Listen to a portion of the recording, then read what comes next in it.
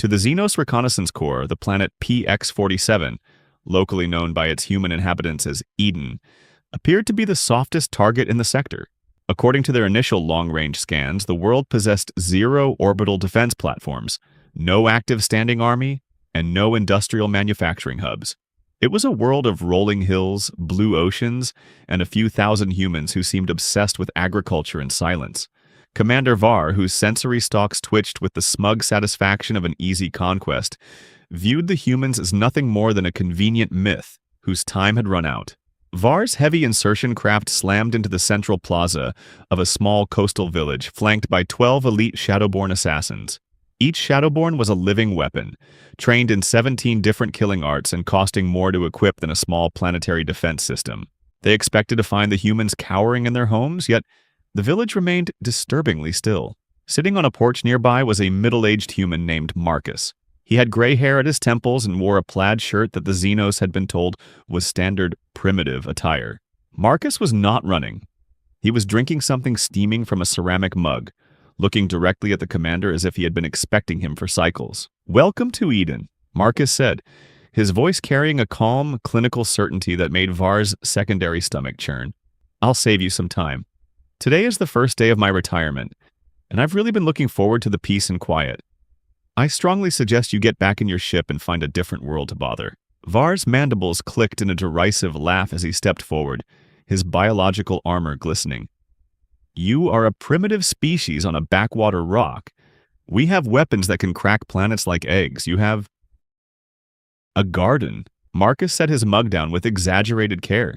"See, here's what nobody tells you in the orientation videos about humans. We have stages. Stage 1 is normal behavior. Friendly, patient, generally pleasant. We'll wait in unreasonable lines and apologize when you step on our feet. You're currently looking at Stage 1.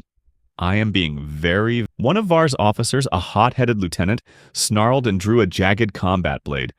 With a single arrogant swipe, the alien sliced through a small, handmade wooden birdhouse hanging near Marcus's chair.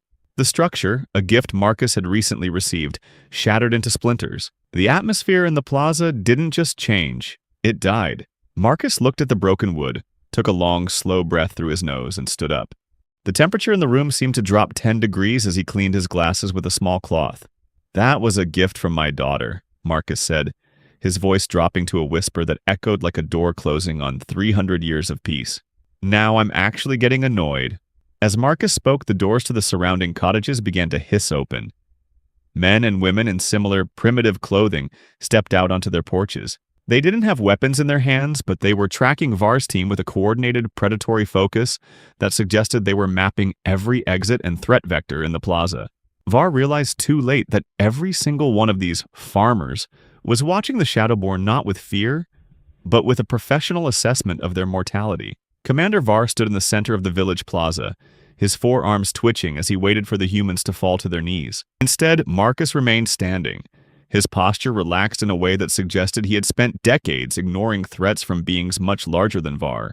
The other villagers remained on their porches, watching with the kind of exhausted certainty that comes from 30 years of seeing the galaxy's worst behavior. "I will not repeat myself. Primitive," Var hissed, his translator crackling with static. "The Vaxxon Accord requires the immediate surrender of this colony for strategic repositioning. You will board the transport pods, or we will begin the extermination." Marcus didn't reach for a weapon. He simply looked at his stopwatch and then at a small sign near his feet that read, "Please stay off the grass." "You're still in Stage 1, Commander," Marcus said, his voice disturbingly calm. "That's the stage where we're patient and generally pleasant. We'll even offer you a beverage while we wait for you to realize how badly you've miscalculated." A woman from the cottage next door, who looked like someone's grandmother, leaned against her railing. She was holding a data tablet, her fingers flying over the screen with a surgical precision that suggested she was running tactical software rather than checking recipes. "Commander, my name is Victoria," she said with a polite, tight smile. "I've just finished the probability analysis for your current tactical formation. You have a 98% chance of catastrophic failure if you take another step toward that flower bed." Var's secondary eyes narrowed as he looked at the grandmother. "You mock the Empire with your talk of flowers and tea. We have 3,000 warships in jump range. Your research ends today." "We're not researchers, Inquisitor," Marcus corrected, his voice dropping to a whisper that made the Shadowborn assassins shift their weight. "We're retired. This planet is where the people you used as your personal crisis management service come when they're tired of playing nice." Victoria adjusted her glasses, her eyes tracking the movement of the Shadowborn with a predatory focus. "We chose this location for the sightlines, not the soil. From the back row, you can see the whole picture. Who's honest, who's posturing, and who's about to make a very expensive mistake." One of the Shadowborn, a giant covered in scales that could deflect small arms fire, grew tired of the dialogue. He lunged forward, his claws extended to shred the human male.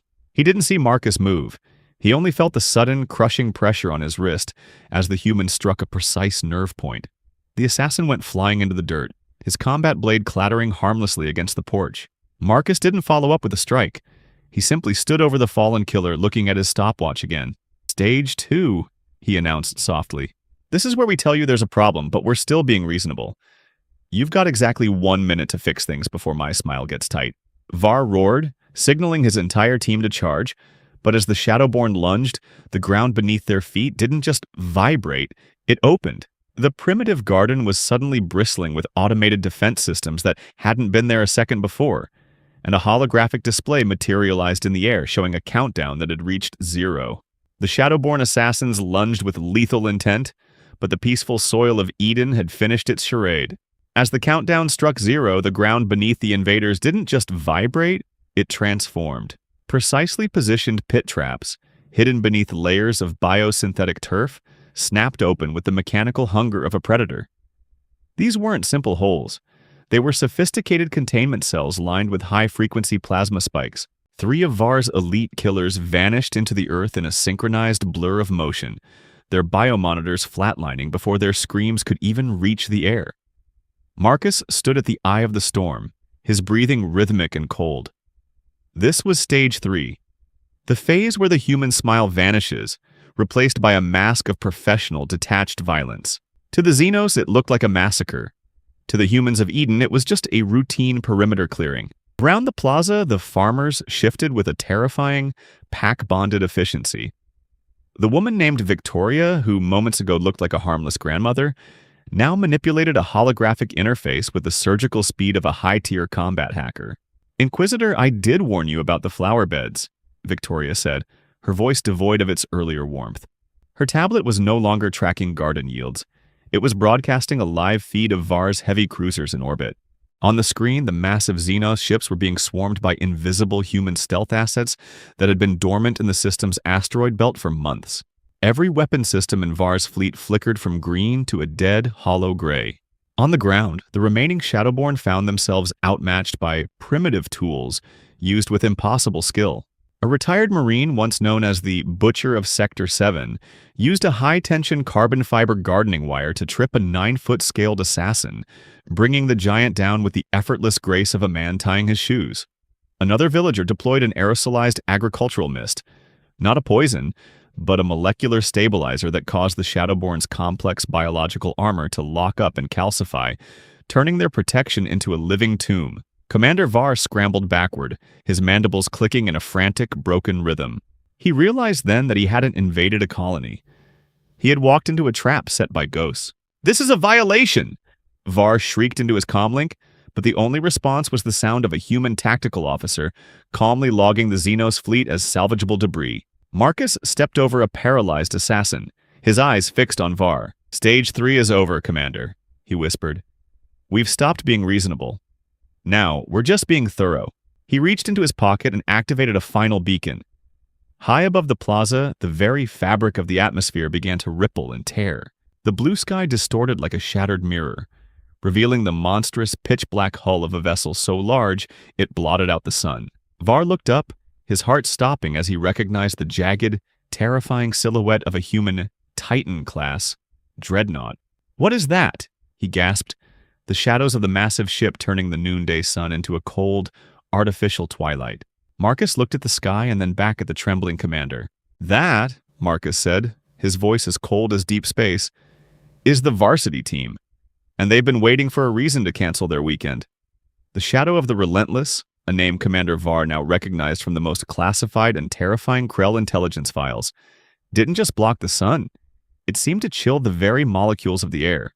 Var looked from the massive dreadnought to Marcus, who was calmly wiping a smear of Xenos ichor from his sleeve with a handkerchief. "You're Marcus Cain," Var stammered, his translator barely managing to convey the absolute terror in his voice. "The ghost of the Centaurus mining colonies. The reports said you died in the Great Collapse. They said your entire unit was vaporized." "I did die that day," Marcus replied, his voice devoid of emotion. "That was the day I decided I was finished with the galaxy.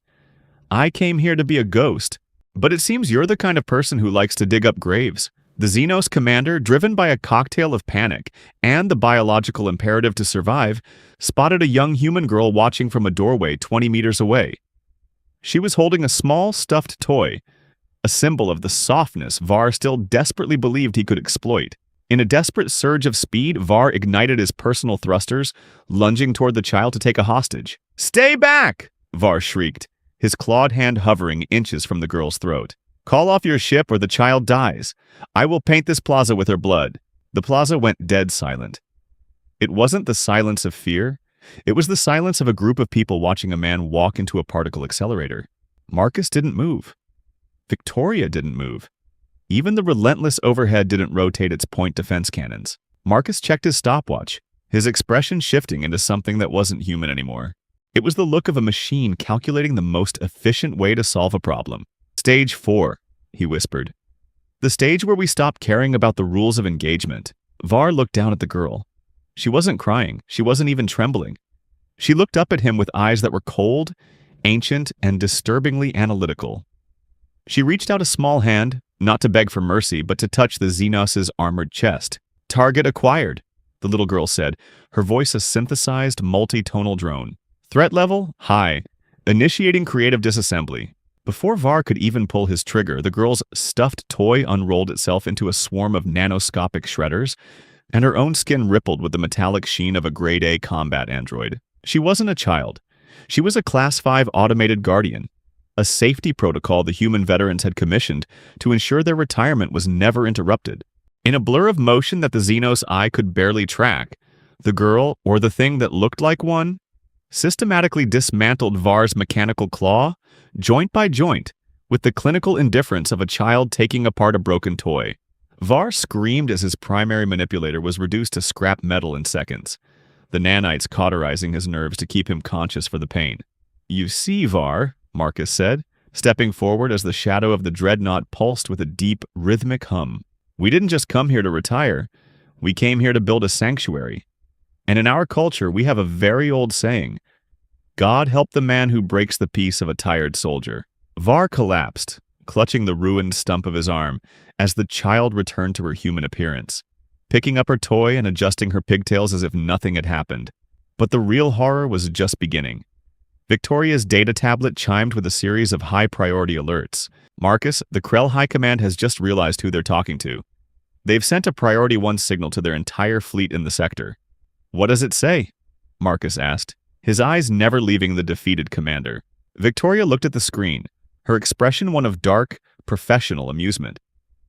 "It's a 3-word transmission, broadcast on all frequencies. Abort, run, pray." But as Var looked up at the sky, he saw that the Relentless wasn't alone anymore. The atmosphere was filling with hundreds of smaller, faster human ships, all painted in the same funeral black of the original Shadowborn killers. The legendary unit Var's elite guards had been named after in a pathetic attempt at imitation. "We're not letting them run, are we?" Victoria asked, her finger hovering over a global lockdown command. Marcus looked at Var, his eyes glowing with the reflected light of the descending warships. "No, today isn't about war. Today is a teaching day." High above the serene blue skies of Eden, the vacuum of space had become a graveyard of ambition. Commander Var watched the tactical feed on his cracked wrist display, his primary heart stuttering in a rhythm of pure, unadulterated terror. His 3,000 heavy cruisers, the pride of the Krell Dominion, were not being blown apart. They were being extinguished. One by one, the icons representing his fleet flickered from a vibrant, aggressive red to a hollow, powerless gray. There were no explosions, no glorious debris fields, no heroic last stands. The human dreadnought Relentless had emitted a localized chronal dampening field that simply convinced the Krell reactors they were no longer in a state of existence. It was war as a mathematical correction. "You're not even fighting us," Var whispered, his voice cracking as he looked up at Marcus. "You're deleting us." "Fighting implies a struggle, Commander," Marcus replied, his tone as flat as a death certificate. He stepped back toward his porch and sat down, picking up his coffee mug. It was still warm. "Humans don't struggle when we're annoyed. We solve. We spent 30 standard years building a galaxy where we didn't have to use these toys, but you insisted on checking the math." Victoria walked over, her fingers dancing across the translucent, holographic interface projected from her glasses. "The Krell 7th Fleet has officially reached suboptimal functionality, Marcus. I've initiated the repossession protocol. We're currently boarding their flagships with automated repair drones to ensure they don't drift into any inhabited suns. Safety first, after all." The irony was a physical weight. The humans were treating the most feared invasion force in the sector like a collection of broken appliances that needed to be neatly organized. "Why?" Var gasped, clutching the cauterized stump of his arm. "If you had this power, why hide? Why live on a dirt rock, pretending to be farmers? You could have ruled the sector." Marcus took a slow sip of his coffee, his eyes tracking a pair of black-hulled human interceptors as they performed a silent victory roll in the upper atmosphere. "Because being a ruler is a job, Var, and we were very tired of working. We chose the back row of the galaxy because we wanted to watch the show, not star in it. But every now and then, the audience has to get up and remind the actors that if they keep screaming, the show gets canceled." Suddenly, the ground beneath the plaza let out a low, melodic hum, a sound that didn't come from the ships above but from deep within the planet itself. The birdhouse Marcus had been so upset about wasn't the only thing that had been destroyed. The Krell's initial orbital bombardment had struck a protected area of the forest 5 miles to the north. Victoria's expression suddenly shifted from professional amusement to a sharp clinical concern. "Marcus, the strike on Sector 4 hit the borehole. The containment seal on Subject 0 is fluctuating." Marcus didn't jump. He didn't scream. He simply set his mug down with a precision that was far more frightening than any outburst of rage. He looked at Var, and for the first time, the Inquisitor saw something other than annoyance in the human's eyes. He saw a cold, calculating regret. "Commander Var," Marcus said, his voice dropping into a register that made the air itself seem to thin. "I told you we have stages. Stage 4 was when we stopped following the rules of engagement. But there is a Stage 5.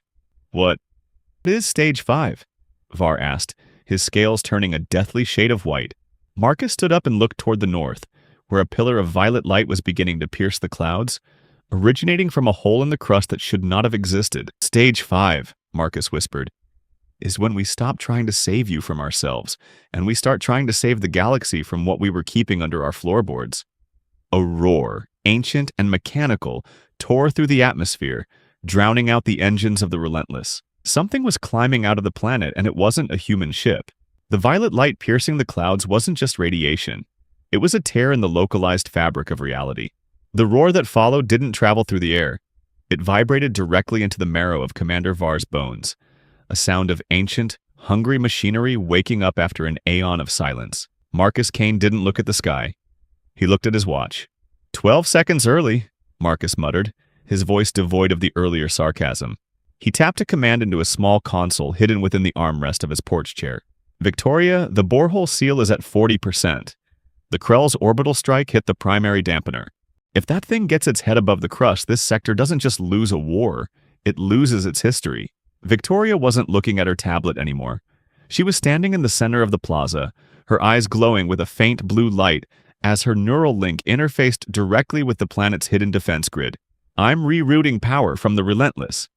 We need to flood the shaft with liquid stasis, but the Krell ships are still cluttering the gravity well. Their debris is blocking my uplink." Var, trembling on the ground, looked from the violet pillar to the child android, which was now unfolding its limbs into a sleek, multi-segmented combat chassis. "What is it?" he choked out. "What did we hit?" Marcus stood up, and for the first time, Var saw the man's true face. It wasn't the face of a farmer or even a soldier, it was the face of a warden. Humans didn't just evolve on a death world, Var. We survived a galaxy that used to be a lot more crowded. Millions of years ago, things lived in this sector that made your Shadowborn look like domestic pets. We didn't kill them all, we couldn't. So we caged them. The birdhouse on Marcus's porch suddenly split open, revealing a high-yield gravity tether. He grabbed it with practiced ease. All around the plaza, the other retirees were no longer standing idle. The man who had been pruning hedges pulled a localized singularity emitter from his mulch bin. The librarian was calibrating a pair of pulse rifles that hummed with enough power to level a city block. Eden isn't a retirement home, Var, Marcus said, stepping off his porch and walking toward the center of the plaza. It's a lid, and you just kicked it over. Suddenly, a massive obsidian limb, covered in shifting, oily eyes and pulsating with violet energy, erupted from the ground 3 miles away. It was the size of a skyscraper, and as it slammed into the forest, the impact sent a shockwave that shattered the windows of every cottage in the village.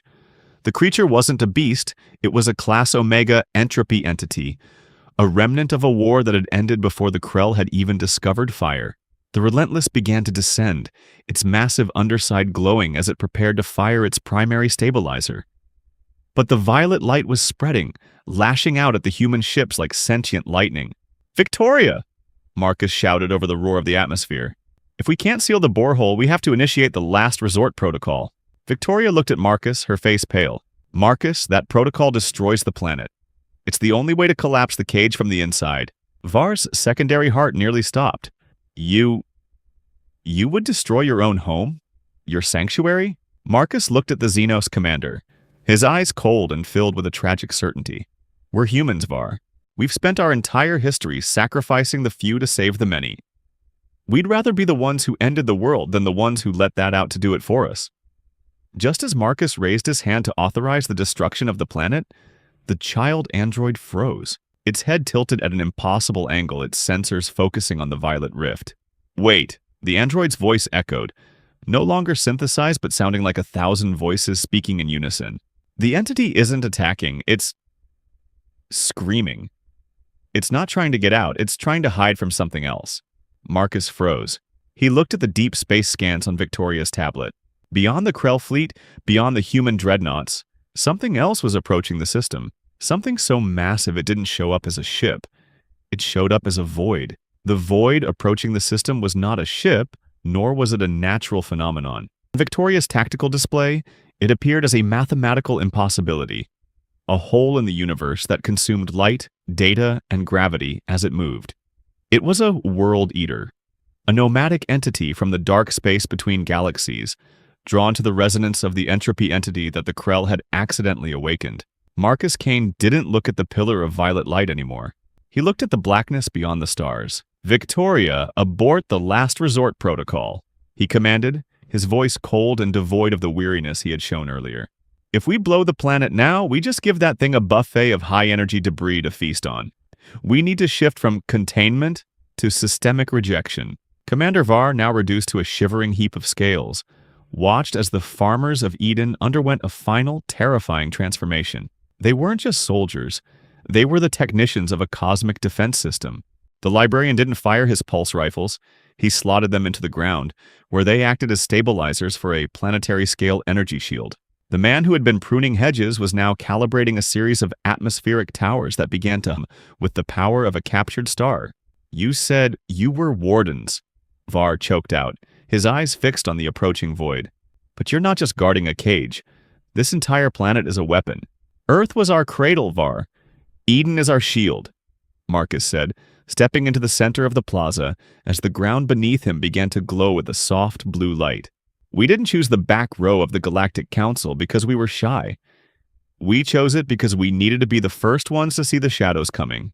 We are the watchers on the frontier, and you just broke our binoculars." High above, the Relentless didn't retreat. Instead, it positioned itself directly between the incoming void and the planet's surface. The dreadnought's hull began to ripple, its black paint sloughing off to reveal a surface of pure, reflective chrome. A mirror shield, designed to reflect the void's own entropy back upon itself. "Target locked," Victoria announced, her eyes now entirely filled with the blue glow of the neural link. "The entity in the borehole has been suppressed. I've redirected its energy into the primary lens. Marcus, the demonstration is ready." "Execute," Marcus said. A beam of pure white light. Not plasma, not lasers, but a concentrated stream of order erupted from the center of the village plaza. It shot past the Relentless, passing through the dreadnought's amplification rings, and struck the approaching void. The collision didn't create an explosion, it created a sound like the universe itself was being stitched back together. The void shrieked. It was a sound that forced Var to his knees, his mind unable to process the agony of a non-existent thing being forced back into reality. The blackness shattered like glass, revealing the shriveled, ancient core of a creature that had been stalking the galaxy for millions of years. It didn't die. It simply fled, its hunger replaced by a primal terror of the species that lived in plaid shirts and sipped coffee. As the violet light of the borehole faded and the sky returned to its serene blue, the Relentless began to recloak, its jagged silhouette disappearing into the atmosphere. The farmers returned to their porches, the weapons and towers sliding back into the earth as if they had never existed. Marcus picked up his coffee mug, which was now cold. He looked at Var, who was staring at him with the expression of a man who had seen the face of a god and found it disturbingly mundane. "The demonstration is over, Commander," Marcus said, his voice returning to that polite, terrifyingly patient tone. "The Krell Dominion has exactly 6 hours to clear out of human space. If a single one of your ships is still in this sector by then, we won't send the Relentless. We'll send the accountants to figure out how much your homeworld is worth in scrap metal." The silence that followed the departure of the World Eater was heavier than the roar of its arrival. The violet pillar of light had retracted into the borehole, and the obsidian limb had slid back into the depths of Eden, the ground sealing over it with a mechanical click that sounded like a tomb door locking. The sky was a perfect, taunting blue once more. Commander Var lay on the scorched grass of the plaza, his biological armor dull and cracked. He watched as the villagers, the legendary warriors, the ghosts of 1,000 battlefields, simply stopped. They didn't cheer. They didn't embrace. The man who had been using a singularity emitter went back to his mulch bin. Victoria adjusted her glasses, the blue glow in her eyes fading as she returned to her data tablet to finish a report on crop rotations. Marcus Cain stood over Var, his plaid shirt slightly singed but his expression returning to that of a weary, bored pensioner. He reached into his pocket, but instead of a weapon, he pulled out a small, printed slip of paper. He handed it to the trembling Xenos. "What is this?" Var rasped, his eyes scanning the complex human glyphs. "It's an itemized bill," Marcus said. "You destroyed a handmade birdhouse, trampled 3 square meters of grade A Kentucky bluegrass, and forced us to burn through 3 centuries' worth of stasis reserves to suppress the Entropy entity. Plus, there's a convenience fee for making us talk to the Krell High Command. We don't like talking to them. They're loud, and they lack a basic understanding of logistics." Var stared at the bill. The number at the bottom was more than the entire annual GDP of the Krell Dominion. "You expect us to pay this?" "I expect you to pay it by Friday," Marcus replied, his voice regaining that polite, terrifyingly sharp edge. "Because if you don't, we'll stop being annoyed, and we'll start being efficient. And believe me, Commander, you've seen our warriors, but you haven't seen our debt collectors. They don't use dreadnoughts. They just use spreadsheets to make your currency worth less than the air you breathe." Above them, the Relentless and the hundreds of black-hulled ships didn't jump away. They remained in low orbit, a silent, dark necklace around the planet. They weren't there to occupy. They were there to ensure the lesson was properly filed. "Why?" Var asked one last time, his voice a broken whisper. "Why show us this? Why not just kill us all when we first arrived?" Marcus looked out over his garden, his eyes reflecting a long, bloody history that Var could never truly comprehend. Because humans are the only species in this galaxy that knows how to be a predator and a neighbor at the same time. We choose the back row. We choose the safety waivers. We choose the polite smiles. We do it because we know exactly what happens when we stop choosing them. Marcus leaned down, his face inches from Var's. "Go home, Commander. Tell your people that the humans on Eden are just the ones who were tired of fighting. Tell them that if they ever come back, they'll have to deal with the ones who still enjoy it." A human medical drone hummed toward Var, lifting his broken form with a cold, mechanical gentleness to carry him back to his remaining shuttle. As he was hoisted into the air, Var saw Marcus pick up his ceramic mug, blow the dust off the rim, and take a long, satisfied sip of coffee. "Victoria," Marcus called out as he walked back toward his porch. "Did you record the Krell fleet's reaction to the chronal dampeners?" "Every second of it, Marcus," she replied without looking up. "It'll make excellent training material for the recruits on Mars." "Good," Marcus murmured. "It's a shame to waste a Tuesday." The shuttle doors closed and Var was gone. The planet Eden returned to its quiet, agricultural rhythm. To the rest of the galaxy, it remained a boring, unimportant rock in the back row. But to the Krell and to anyone else who dared to listen to the intercepted transmissions, it was a warning written in lead and logic. The most dangerous species in the universe isn't the one that's always looking for a fight. It's the one that's trying its hardest to avoid one.